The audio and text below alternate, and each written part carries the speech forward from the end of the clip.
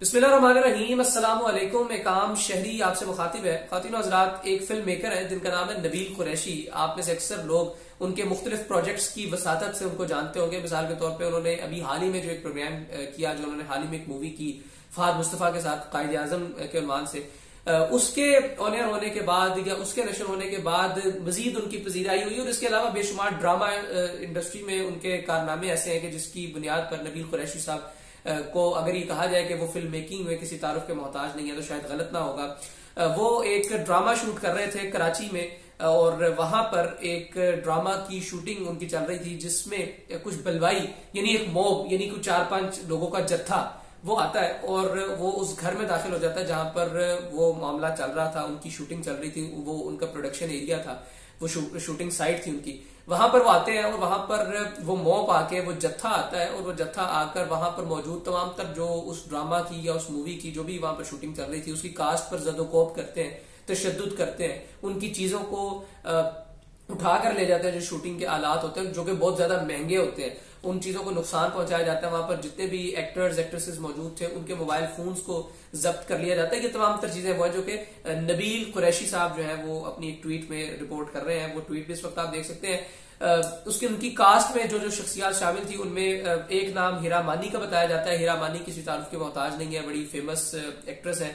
उनका बड़ा drama industry में उनका बड़ा नाम है, फिल्म इंडस्ट्री में उन्होंने बड़ा काम किया। खास तौर पर जो ज्यादा जीराई उनको मिली वजह है ड्रामा इंडस्ट्रीज में काम करने की वजह से मिली। हीरा मानी के शोहर जो कि मानी है और वो भी किसी तारुफ के मोहताज नहीं है। उन्होंने भी अपने करियर का आगाज थिएटर से किया था। थिएटर के बाद उन्होंने पॉलिटिक्स में भी कुछ अर्सा काम किया। पॉलिटिक्स में काम करने के बाद एज ए कॉमेडियन काम करते रहे, आरजे के तौर पे काम करते रहे। फिर इसी तरह से उन्होंने अल्टीमेटली मूवीज में काम किया और इस वक्त वो भी ड्रामा इंडस्ट्री के एक मारूफ आप समझ लीजिए कि अदाकार हैं। गुले राना एक बुजुर्ग अदाकारा है और इनको आप समझ सकते हैं कि ये मुख्तलिफ ऐसे कैरेक्टर्स जिनमें माँ का किरदार अदा करना है या कोई और सीनियर किरदार अदा करना है, तो वो यहाँ पर इस वक्त सेट पर मौजूद थी।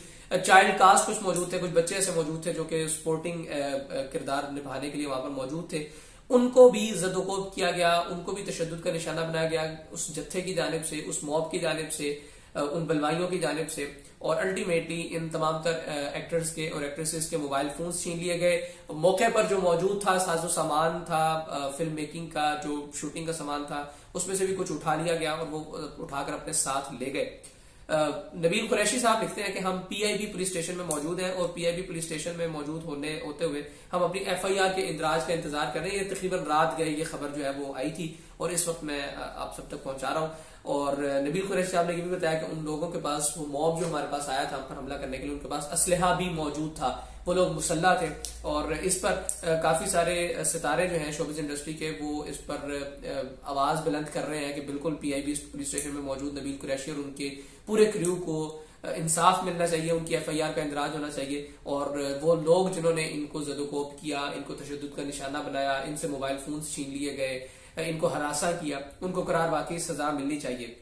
अब इसकी वजह ताहाल किसी ऑफिशियल साइट से, किसी ऑफिशियल जराये से कोई अभी तक इसकी मुसद्दिका इतलात ऐसी मौसूल नहीं हुई कि ये हमला क्यों किया गया था। क्या हीरा मानी से किसी को कोई मसला था? क्या हीरा मानी के किसी किरदार निभाने से किसी को कोई मसला था?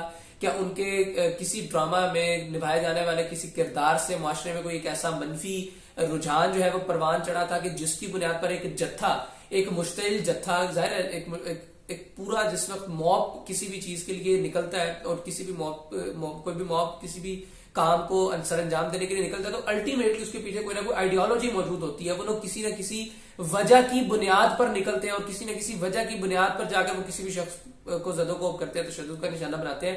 कोई 1, 2 या 3 लोग अगर निकल कर जाए तो उसमें हम कह सकते हैं कि एक डकैती की वारदात थी, एक राहजनी की वारदात थी। लेकिन जब इस तरह से एक मॉब इकट्ठा होकर आए तो वो यकीन किसी न किसी आइडियोलॉजिकल स्ट्रेटेजी की बेस पर आता है। तो क्या इसके ऊपर स्ट्रेटेजी हो सकती है? क्या मानी साहब की चूंकि कुछ पॉलिटिकल एफिलिएशन है, क्या उसकी बुनियाद पर कुछ ऐसा हुआ? क्या गुले राना के किसी किरदार से कोई ऐसी आइडियोलॉजी को हवा मिली कि जिसकी बुनियाद पर कुछ ऐसा वैसा मामला हो गया? ये तमाम तर सूरत ताहाल एक मामला है, एक सवालिया निशान है जो कि इन्वेस्टिगेशन होती है अगर पुलिस स्टेशन में एफआईआर के इंदराज के बाद तो सामने आएगी। ताहाल जो इत्तलात हम तक मौसूल हुई वो ये कि ताहिरा मानी बिल्कुल खैरवाफियत से है, मानी साहब बिल्कुल खैरवाफियत से हैं, गुले राना और वो चाइल्ड जो क्रू था वो है तो तमाम तक खैरवाफियत से, लेकिन बहरहाल जरा एक ट्रॉमा में है, एक हादसा हुआ है और हादसे में लाखों रुपए मालियत का जो इक्विपमेंट्स थे जो कि प्रोडक्शन में यूज होते हैं, ड्रामा इंडस्ट्री जो कि पाकिस्तान में ड्रामा इंडस्ट्री पे काम होता है, दुनिया भर में उसको पजीराई मिलती है, उसमें एक बहुत बड़ा ये हादसा हुआ है और इन तमाम तर अदाकारों के मोबाइल फोन्स जो कि इटसेल्फ लाखों रुपए मालियत के हैं वो भी छीन लिए गए हैं। ये मामला किस समत जाता है और इसकी इन्वेस्टिगेशंस में क्या चीजें सामने आती हैं, जैसे ही कुछ चीजें हमें अपडेट मिलती है आपको आगाह करेंगे। मुझे इजाजत दीजिए, अल्लाह हाफिज।